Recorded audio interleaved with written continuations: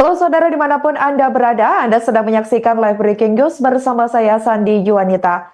Mantan Komisaris Utama Pertamina Basuki Cahayapurnama alias Ahok telah hadir di Kejaksaan Agung untuk diperiksa sebagai saksi dalam kasus dugaan korupsi tata kelola minyak mentah dan produk kilang pada PT Pertamina Subholding dan kontraktor kontrak kerja sama.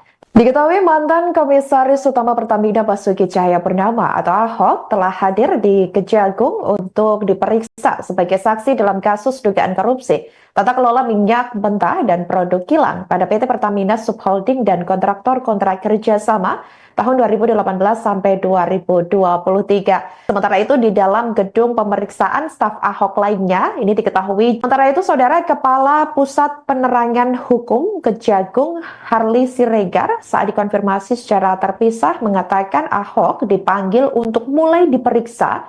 Nantinya rencananya dijadwalkan pada sekira pukul 10.00 waktu Indonesia Barat. Tapi diketahui Ahok dan juga rombongan ini tiba 1,5 jam lebih awal dari jadwal yang sudah ditentukan oleh Kejagung. Diberitakan sebelumnya, Kejagung telah menetapkan 9 tersangka atas kasus tersebut, di mana 6 diantaranya merupakan petinggi dari anak usaha atau subholding Pertamina.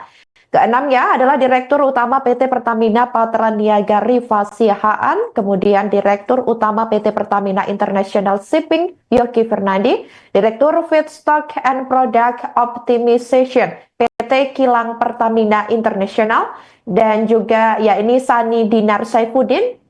Dan itulah keenam yang sudah ditetapkan sebagai tersangka dalam kasus dugaan korupsi PT Pertamina. Pagi Bapak.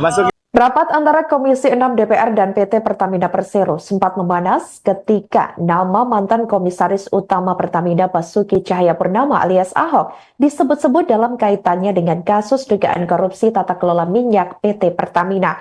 Peristiwa ini terjadi dalam rapat dengar pendapat antara Pertamina beserta holdingnya dengan Komisi 6 DPR di Gedung DPR Senayan, Jakarta pada Selasa 11 Maret 2025 lalu.